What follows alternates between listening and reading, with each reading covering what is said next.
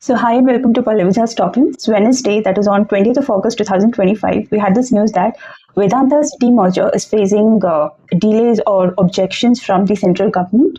And so we'll cover this recent news, and we'll also see Viceroy's reports that came in, the allegations that they've given. We'll also see, based on the details that we have, how far we're able to substantiate Viceroy's allegations, whether it is true, whether it is not true, how far we arrive at conclusions from that.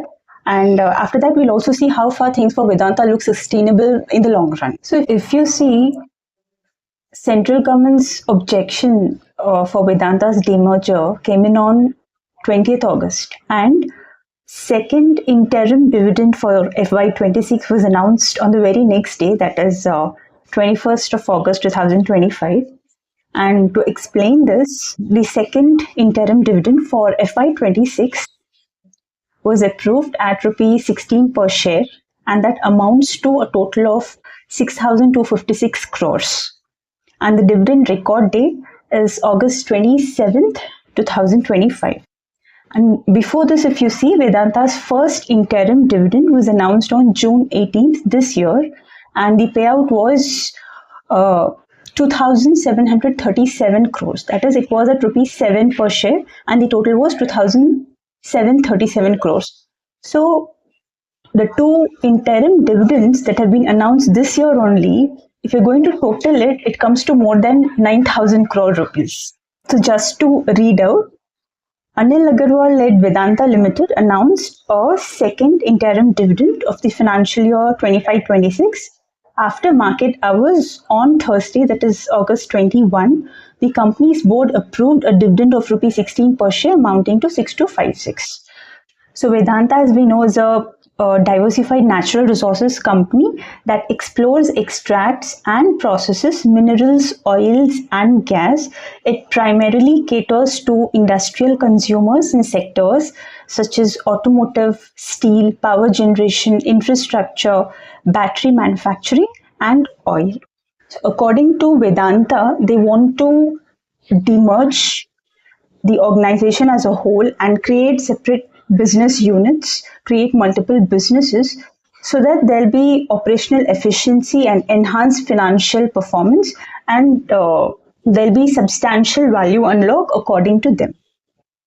But the government has serious objections to the demerger, and the main reasons for opposing this particular demerger are concealment and non-disclosure of key details for demerger, as well as inflated revenues, concealed liabilities or undisclosed liabilities.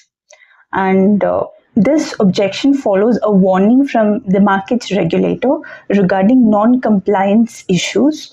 The NCLT, it has postponed the hearing for Vedanta's demerger case to September 17th of this year.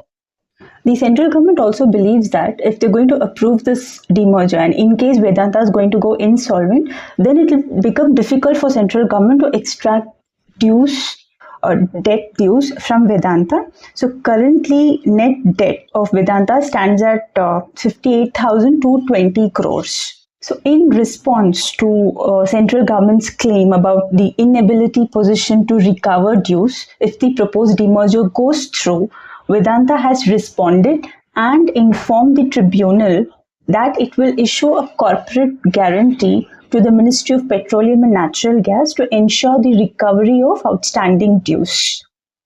So the central government has also said that once they gave this NOC, that is no objection certificate, for demerger in the initial stages, after that Vedanta has gone to make some changes in it, and which is a serious breach. So government representatives argued that Vedanta modified key aspects of its demerger scheme after obtaining a no objection certificate from SEBI and stock exchanges.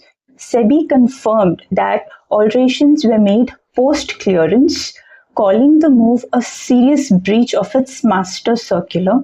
The regulator said that it had issued an administrative warning to the company and underlined that such modifications should have been placed before Vedanta's board for formal approval to SEBI, etc. So this proposal for demerger came in 2023 itself. Vedanta announced demerger plans to multiple separate listed companies and one parent company specializing in aluminium, oil and gas, power, and base metals, so that there can be streamlining of operations, management focus can improve, and shareholder value can be unlocked.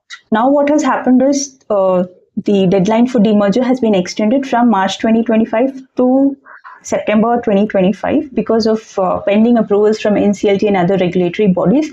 It is also expected that it may further extend beyond September 2025 because both NCLT and central government are having objections. So it might extend further as well. So first we'll see Vedanta Limited's main operations in India. What does Vedanta Limited do in India? What are its main subsidiaries? And then we'll go on to cover what is the proposed demerger scheme. Okay, so Vedanta Resources is the parent company based out of UK, and Vedanta Limited is its Indian subsidiary which operates in India. So in Hindustan Zinc, it is a listed company, and Vedanta has 63 to 64% stake in Hindustan Zinc, and 28% of Hindustan Zinc is held by government. Okay, and Hindustan Zinc is the leading producer of zinc and lead, and Hindustan Zinc is also the fourth largest producer of silver globally, and Hindustan Zinc is world's second largest integrated zinc producer.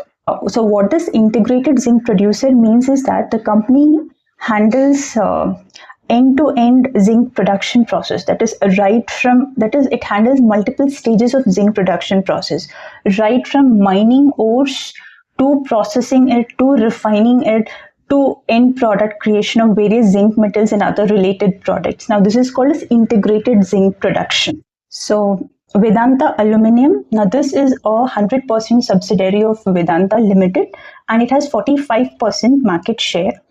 And Bharat Aluminium Company, or BALCO, is a part of Vedanta Aluminium.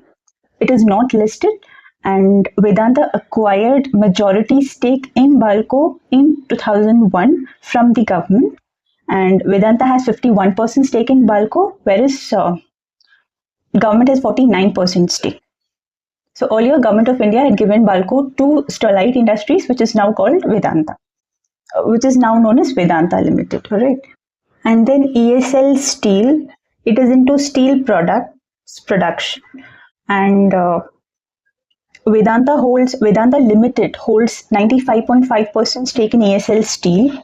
So ESL Steel was delisted in 2018 after its amalgamation with Vedanta Limited. ESL Steel marks Vedanta's entry into the steel space. Coming to Cairn India, it is into oil and gas exploration and production. So Cairn India is a 100% subsidiary of Vedanta Limited. It is not listed, and it was delisted in 2017 after merger with Vedanta Limited. Just to give a little more information about Cairn. So Cairn was originally a US owned company and second largest private oil and gas company in India. And Cairn India is Vedanta's strategy to diversify from traditional mining and metals business into oil and gas sector, so that Vedanta positions itself as one of the largest diversified natural resources companies in the world.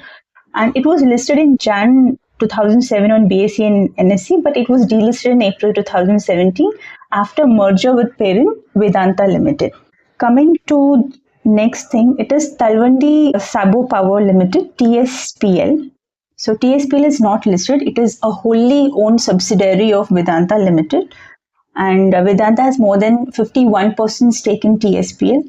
So originally, Talwandi Sabo Power Limited, or TSPL, was established as a special project company by Punjab government to build a thermal power station. And the further news is that in August 2025, Supreme Court dismissed Vedanta's plea for additional compensation for Talwandi Sabo project. And earlier in March 2025, NCLT rejected a demerger scheme for Talwandi Power. So next in the list is Sterlite Technologies Limited, STL. It is into optical and digital solutions. So Sterlite Technologies is backed by Vedanta, and Vedanta indirectly owns around 43-44% stake in Sterlite Technologies through Twin Star Overseas Limited. And now we'll see what is the proposed demerger plan. So it will have one parent company, that is Vedanta Limited, which will include Hindustan Zinc, and 5 more units, which will be Vedanta Aluminium, which will include BALCO, Vedanta Oil and Gas, which will include Cairn India operations, Vedanta Power, Vedanta Steel and Ferrous Metals, which will include ESL. So Talwandi Sabo will go under Vedanta Power, and ESL will go into Vedanta Steel and Ferrous Materials, and Vedanta Base Metals. So this is how the demerger plan is.